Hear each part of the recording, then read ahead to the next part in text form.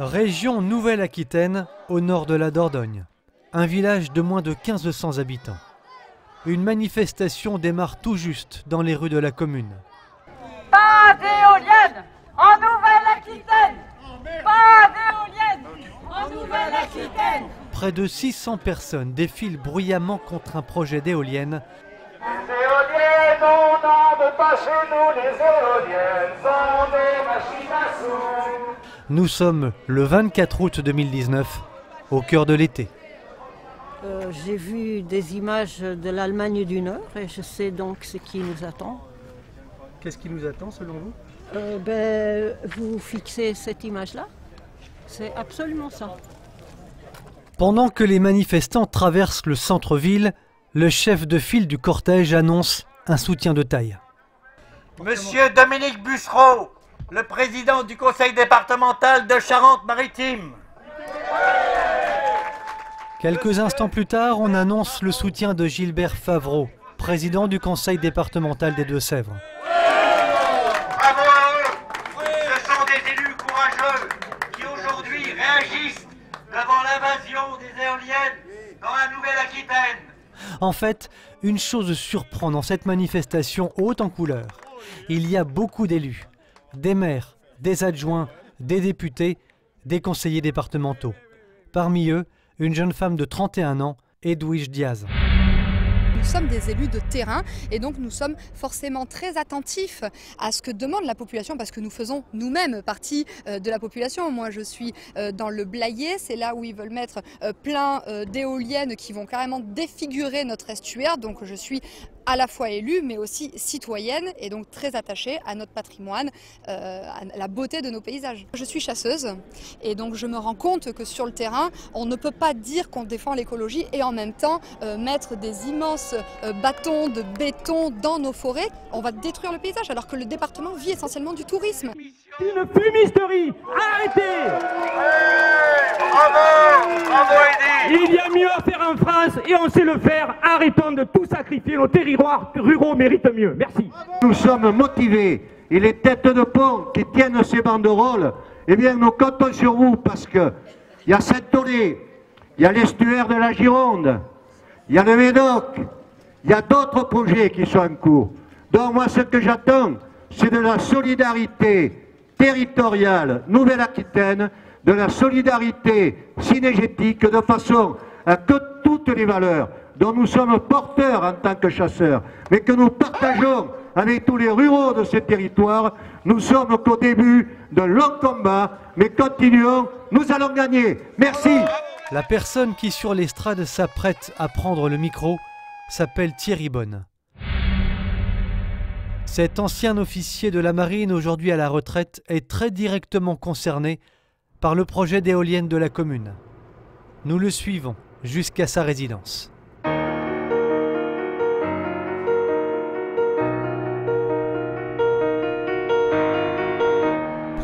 Donc vous avez 3 éoliennes visibles d'ici, une ici dans la partie, vous voyez, qui est un peu en vert clair là.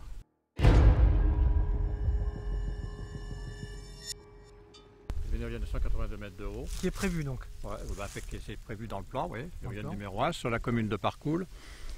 Ici, en direction de La Roche-Chalais, vous avez l'éolienne numéro 2, à 850 mètres d'ici, donc 182 mètres de haut en bout de pale. Et l'éolienne numéro 3, là en bordure des arbres. Et ensuite, la 4e et la 5e sont, on a vu, proche de l'église, visibles de l'église. Et voici, pour l'instant, la vue absolument splendide dont dispose cet habitant. En fait, le projet qui porte sur l'installation de 5 éoliennes sur 2 communes provoque de sérieux remous depuis plusieurs années. 94% de la population s'est prononcée contre ce projet. Or, il y aurait, au dire des intéressés, suspicion de prise illégale d'intérêt. Alors vous avez 2 éoliennes qui sont sur des terrains appartenant soit au maire, soit à un membre de sa famille. Et ces élus ont participé à l'administration du projet. On a signalé donc des éléments qui constituent un délit, la prise illégale d'intérêt. On l'a signalé au procureur dès 2014 et donc il n'y a jamais eu de suite. Prise illégale d'intérêt, le mot est lâché. Depuis les premières installations en France d'éoliennes au début des années 2000, les scandales semblent s'être multipliés, comme en témoignent les unes de ces journaux.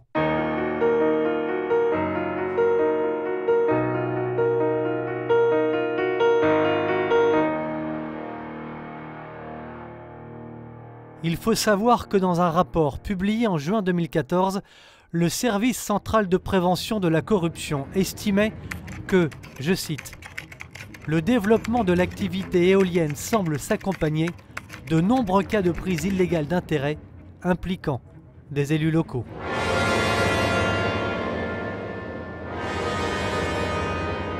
Des élus pris la main dans le pot de confiture. Ces derniers seraient-ils les dindons d'une farce bien plus grosse, les attrape-nigauds d'industriels plus soucieux de rentrer de l'argent que de travailler pour la planète. Notre enquête nous amène à entrer en contact avec une association, la FED, la Fédération Environnement Durable. Cette dernière s'oppose vigoureusement au développement de l'éolien en France, mais pas seulement. À sa tête, un ingénieur de l'École supérieure de physique et chimie de Paris. Son nom, Jean-Louis Buttré. Et c'est là où je viendrai sur les affaires d'argent. C'est une affaire d'argent. Pour quelle raison? C'est subventionné. Donc à partir du moment où des promoteurs mettent des éoliennes sur la France, ils gagnent beaucoup d'argent qui est pompé sur la facture d'électricité des Français. Vous avez des exemples, Jean-Louis Buttré?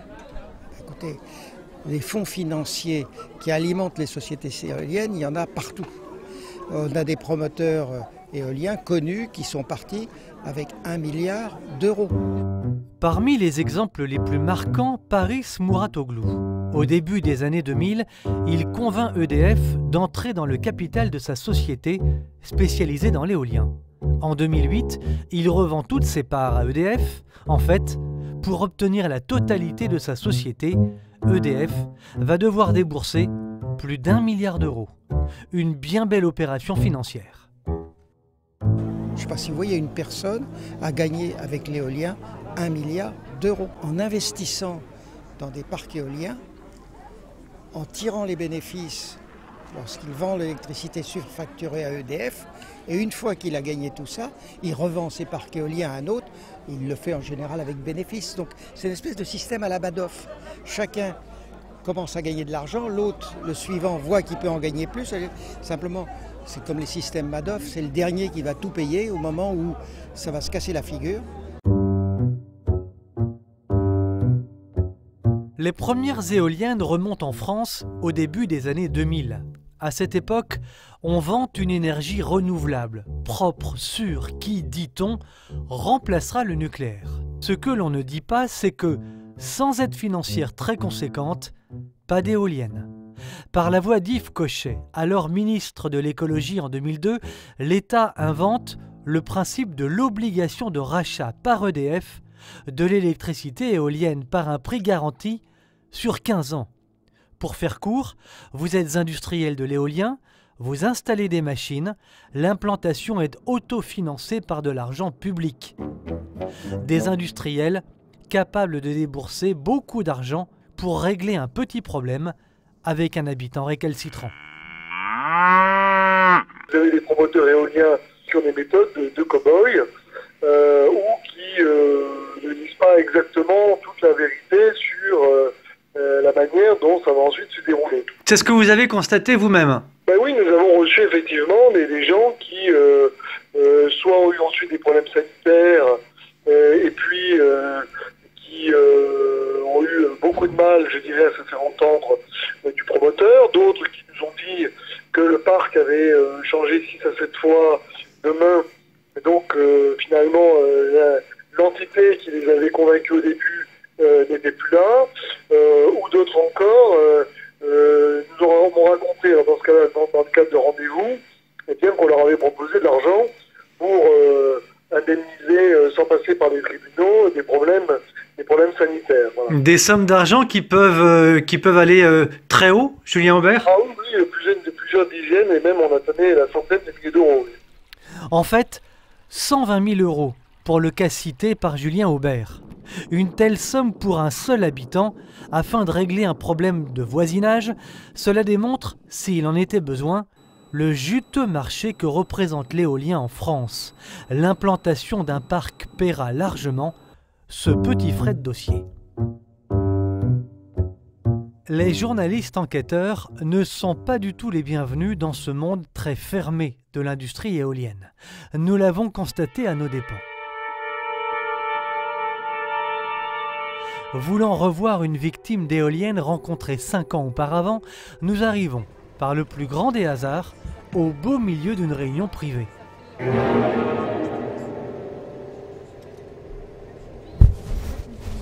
Nous apprenons que s'y trouvent, entre autres, autour de notre victime, des experts, un avocat et même le président d'un tribunal. Se tenait-il une négociation secrète dans le cadre de la vente ou de la revente d'un parc éolien? Réponse peut-être plus tard. Notre arrivée impromptue provoque en tout cas une panique générale. Nous n'aurions pas dû être là. Menacés verbalement par un des individus, nous rebroussons chemin. Les intéressés remontent illico dans leur véhicule et quittent rapidement les lieux.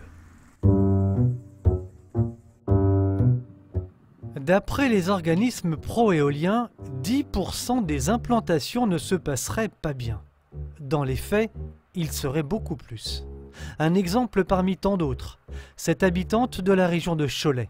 Bernadette Cars et son époux, victimes d'éoliennes, ont décidé d'assigner le préfet du Maine-et-Loire devant le tribunal administratif. Raison invoquée, info en écriture. Le préfet justifie sa décision en disant que nous ne subissons aucune nuisance en produisant une photo panoramique du parc éolien. Alors voici le document qu'il propose et qu'il envoie pour défendre sa cause devant le tribunal administratif. Donc la photo du haut, c'est la photo qui a été présentée par le préfet. Qui est présentée par le préfet le 19 juillet 2019 au tribunal administratif pour sa défense. Il souhaite montrer que nous ne sommes pas gênés, que nous n'avons aucune nuisance visuelle ni sonore avec ces machines. Si on regarde cette photo, les machines sont juste invisibles. On ne les voit pas, il faut les chercher. Gros plan avec la caméra. Sur le document préfectoral, en effet, on ne voit pas grand-chose, il faut bien l'avouer. Pourtant, les éoliennes de plus de 120 mètres de hauteur sont bien présentes. Et nul besoin de jumelles pour les voir.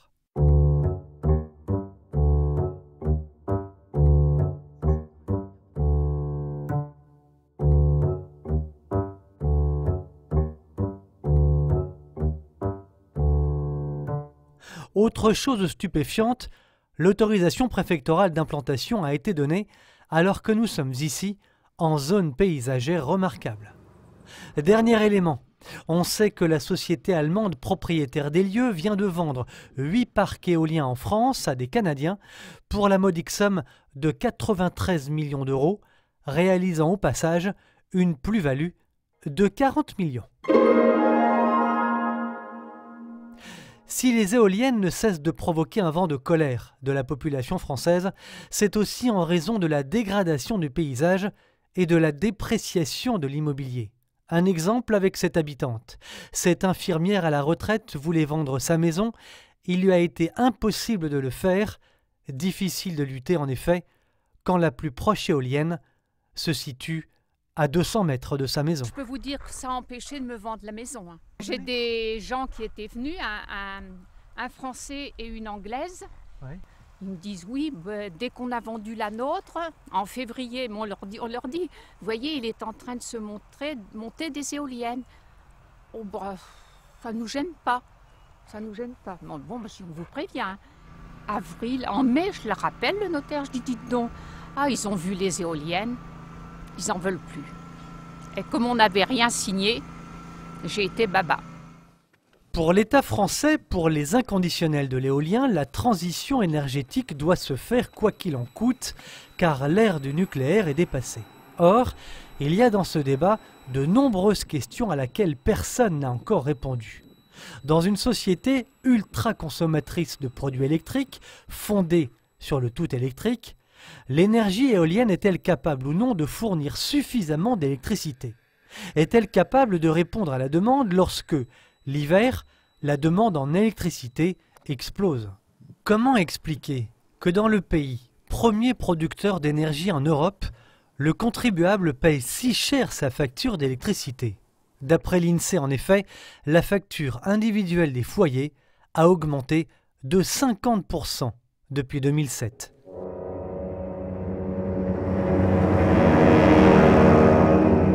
Autre question sans réponse. Qu'en est-il des conséquences sanitaires?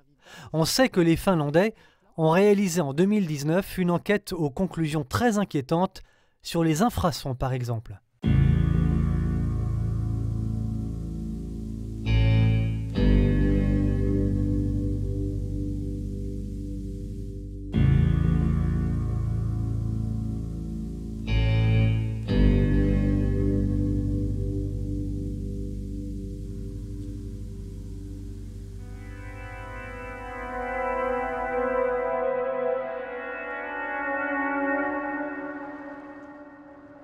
Les 8000 éoliennes installées en France ont déjà coûté près de 100 milliards d'euros au pays, 5 fois plus que le nucléaire qui produit, lui, 75% de notre électricité.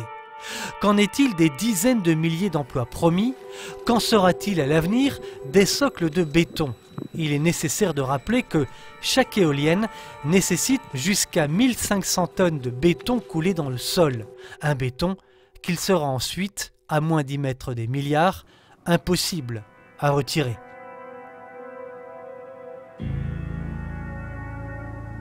Autre question laissée sans réponse.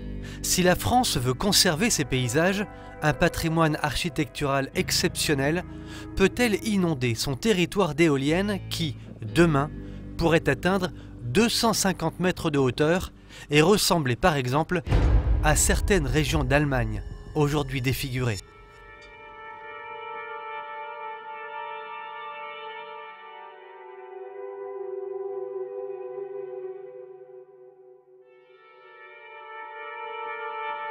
Vous serez sans doute surpris de n'avoir vu dans ce reportage aucun intervenant défendant l'énergie éolienne. Ce n'est pourtant pas faute d'avoir essayé.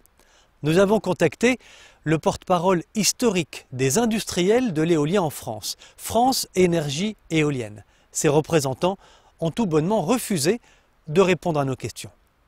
Nous avons aussi contacté, et à de très nombreuses reprises, l'ADEME, l'Agence du développement et de la maîtrise de l'énergie.